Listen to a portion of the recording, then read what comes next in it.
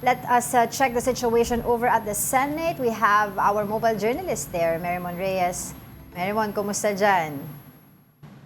Angela, Diego, so far ibang mga committee dito sa Senado, nagsasagawa sila ng mga technical working groups. So doon, depende sa komite, dito yung binabrush up na nila, nililinis nila yung possible legislations na pending for approval on first, second, or third reading o kaya naman kung kakailanganin ng amendments. Mamayang hapon, so far wala pang session ulit, magpapatuloy ito next week. Pero ang isa sa mga binabadya kasi sa timeline, though sinasabi ni Senate President Tito Soto, speculative pa rin daw. Depende pa rin kung magkakaroon na ng botohan sa House at magkakaroon ng transmission ng articles of impeachment laban kay VP Sara Duterte papunta dito sa Senado. Pero ang sabi ni SP Soto, kung mangyari man daw yun, magko-convince sila forthwith. Kay SP ang ibig sabihin ng forthwith the next day. Pero ang sabi, bagaman sinasabi ni SP na kung titignan ang konstitusyon, sinasabi ng konstitusyon, automatic daw na magko-convince sila bilang impeachment court. Nasabi naman kahapon ni Senate President Pro Tempore Ping Lacson na may possibility na hindi makapag-convene ang Senado bilang impeachment court dahil court of 24 members to. So since hindi pa sila nagko-convene bilang impeachment court, they will be deciding as the Senate.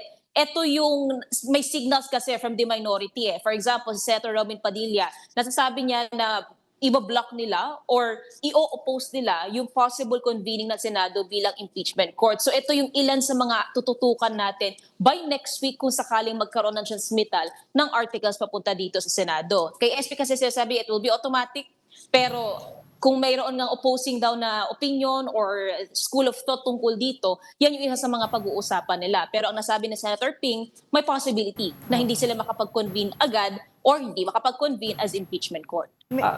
Based sa presently constituted numbers ng Senado, no, ilan ba ang kung magkabotohan to convene into an impeachment court? Di ba may numero pa naman ang majority?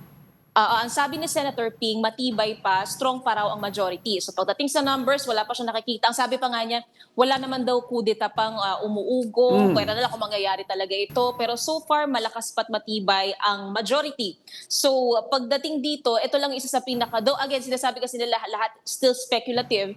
Ang nasabi naman ng minority, nitong mga lumipas na araw na nakausap natin sila, hindi pa raw nila napag-uusapan yung impeachment. Pero kung sakali man, sabi ni Minority Leader Senator Alan, Peter Cayetano, susundin naman daw nila yung due process at saka yung batas. Kaya wala pang napagbabanggit kung may changes pa sa leadership, pero kumpiyansa pa naman si Senator Ping na wala pang magbabago as of now. Pero Dr. Marana, Marymon, so yung kasi si Senator Bato has been absent, no? So ano ba ang tugon nila with regards to kung magkaroon ng voting to convene, magkaroon ng voting sa leadership, will they count his vote or not? Kasi may lingering question kung valid ang magiging boto niya kung hindi siya pumapasok sa physically.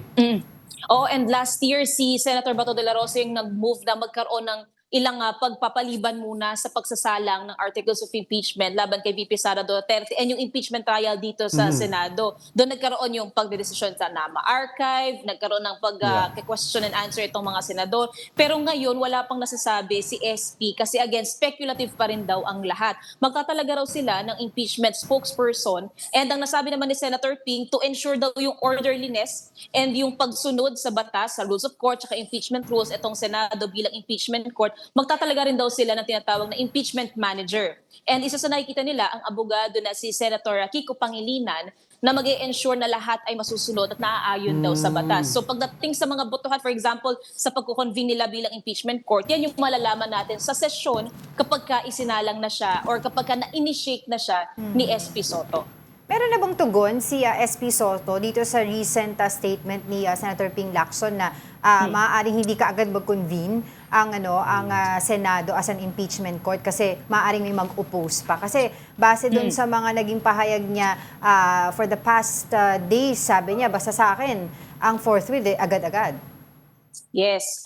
Wala pang bagong sinasabi si SP. Yung pinakahuli niya sinabi sa atin this week, ang malinaw kasi is yung forthwith, para sa kanya, ang ibig sabihin ng forthwith is yung pagkukonvene nila that will happen a day after yung transmittal ng articles of impeachment. Pero yung sinasabi naman sa ruling ng Supreme Court, tama naman daw yun, yung impeachment trial and among other proceedings, it should be done within reasonable amount of time. Pero hindi raw na sinasabi yung convening. So yung sa kanya, nakikita yung convening kapag ka na-transmit dito kung ang sinasabi pa ng timeline, by May 11, magkakabotohan from the House, May 12, matatransmit dito. So they could convene as early as May 13 or the next day. Okay. Automatic daw yun. Yun ang sinasabi ni SP. Kasi natanong natin, kailangan ba dyan ng consensus? Kailangan ba dyan ng botohan? Pero ang sinasabi ni SP, automatic siya. So kung sakali man na magkaroon ng opposing opinion or yun nga, yung ibang pag-iisip daw tungkol dyan, yan yung pag-uusapan pagdating ng araw na iyon. But for now, everything is still speculative.